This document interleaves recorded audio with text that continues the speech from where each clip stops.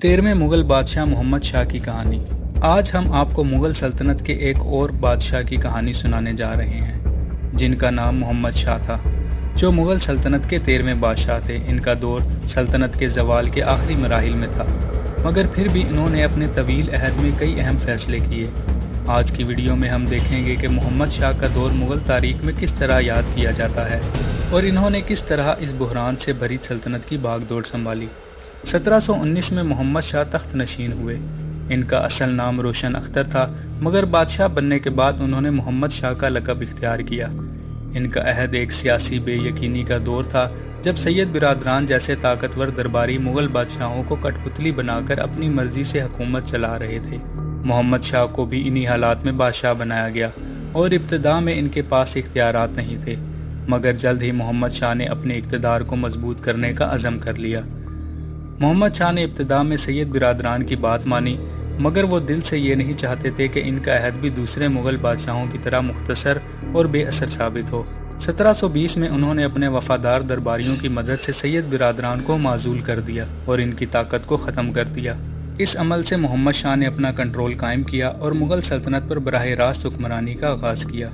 सैयद बिरादरान की मौत के बाद मोहम्मद शाह को कुछ हद तक आज़ादी मिली और उन्होंने सल्तनत की तामीर नौ के मंसूबे बनाए। मोहम्मद शाह अपने ज़ाती ज़ौक़ शौक़ की वजह से मोहम्मद शाह रंगीला के नाम से भी मशहूर थे। इन्हें आर्ट, मौसीकी और रक़्स का बहुत शौक़ था। इनके दौर में दरबार में मौसीकी, रक़्स और मुसव्वरी के खूब हौसला अफजाई की गई। मोहम्मद शाह के ज़ाती शौक़ की वजह से मुग़ल दरबार में फ़नून लतीफ़ा ने नई बुलंदियों को छुआ। मुग़ल तारीख़ में इन्हें एक रंगीन मिजाज शख्सियत के तौर पर जाना जाता है। मोहम्मद शाह के दौर का सबसे बड़ा सानिया नादिर शाह की यलगार थी। 1739 में ईरानी बादशाह नादिर शाह ने मुग़ल सल्तनत पर हमला किया। मोहम्मद शाह की फ़ौजें नादिर शाह की ताकत का मुकाबला न कर सकी और नतीजतन नादिर शाह दिल्ली तक पहुंचने में कामयाब हो गया। दिल्ली में कई दिनों तक कत्ल व गारत का बाजार गर्म रहा और मुग़ल ख़जाना लूट लिया गया। नादिर शाह ताजे कोह-ए-नूर भी अपने साथ ईरान ले गया।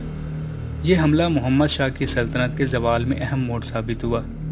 नादिर शाह के हमले के बाद मोहम्मद शाह की हुकूमत मज़ीद कमज़ोर हो गई। सल्तनत के मुख्तलिफ सूबे जैसे कि बंगाल, ऊद और दक्कन खुद मुख्तार होते चले गए और मरकज़ी हुकूमत की गिरफ्त कमज़ोर पड़ गई। मरहटे, राजपूत और सिख भी अपनी ताकत बढ़ाने लगे और मुग़ल हुकूमत को चैलेंज करने लगे। मोहम्मद शाह ने इन मसाइल से निमटने की बहुत कोशिश की, मगर इनकी महदूद ताकत और दरबारी साजिशों ने इन्हें कामयाब नहीं होने दिया। मोहम्मद शाह एक खुश मिजाज और फ़नून के दिलदार बादशाह थे, मगर वो सल्तनत की बढ़ती हुई मुश्किलात से निमटने के लिए काफ़ी मजबूत साबित ना हो सके। इनकी शख्सियत में नरमी और मसलहाना रवैया था, जिसकी वजह से कई मौक़ों पर इन्हें सख्त फैसले करने में दिक्कत पेश आई। फ़नून की सरपरस्ती के बावजूद मोहम्मद शाह को मुग़ल सल्तनत के ज़वाल की अलामत के तौर पर याद किया जाता है। इनके दौर ने हमें ये सिखाया कि हुक्मरानी के लिए ताकत, बसीरत और फ़ैसला साजी की अहमियत किस कदर ज़रूरी है।